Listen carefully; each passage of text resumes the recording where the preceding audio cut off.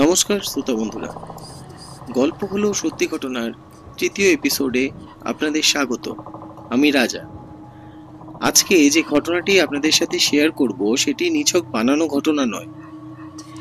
তাহলে একটা কথা মনে রাখবেন, সবচেয়ে ভয়ানক কাহিনীগুলো বানানো হয় না, কারণ সত্যি ঘটনা কখনো কখনো গল্পের থেকেও বেশি ভয়ানক হয়।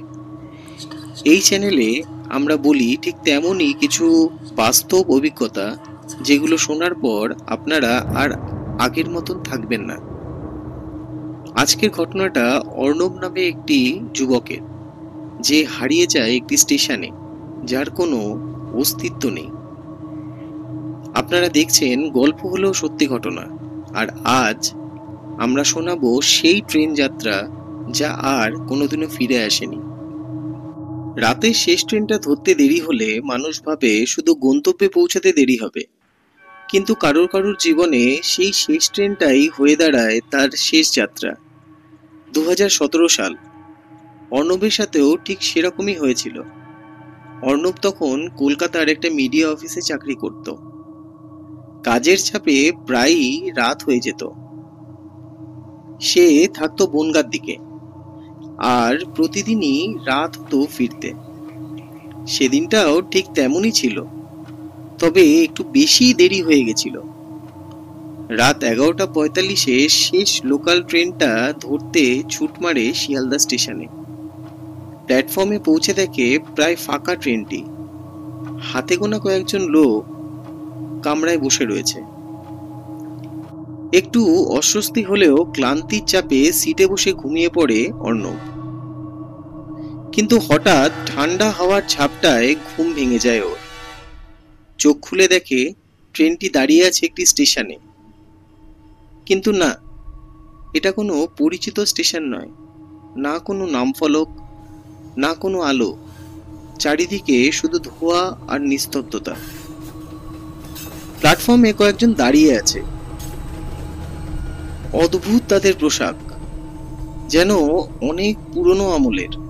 ধুতি, পাঞ্জাবি, মাথায় টুপি, মুখ ঢাকা।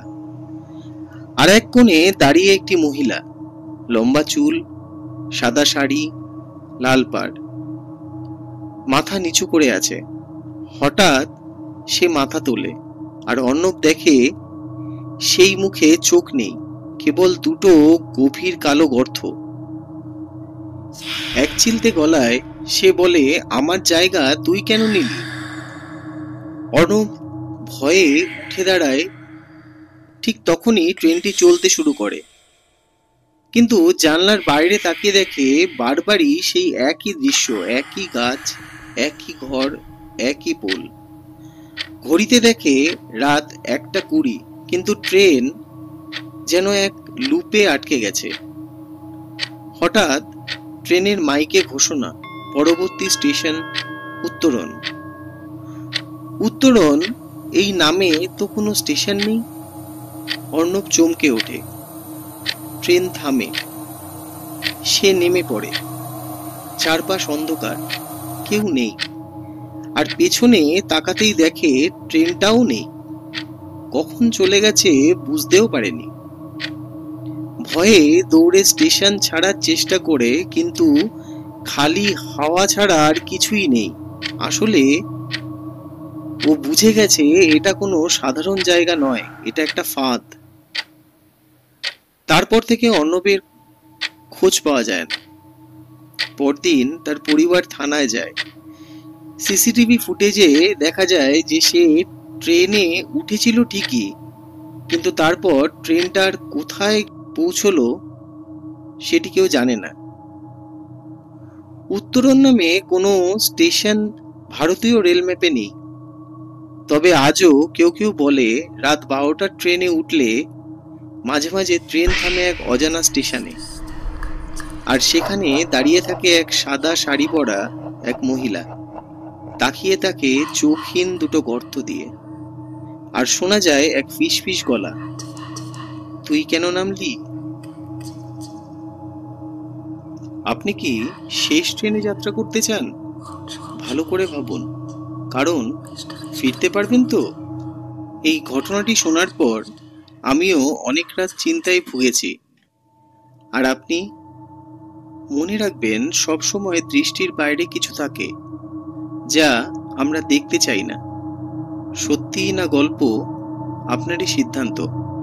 কমেন্টে জানাবেন আপনার বিশ্বাস কি। আপনি কি কখনো এমন রহস্যময় ঘটনার মুখোমুখি হয়েছেন? নিচে কমেন্টে শেয়ার করবেন।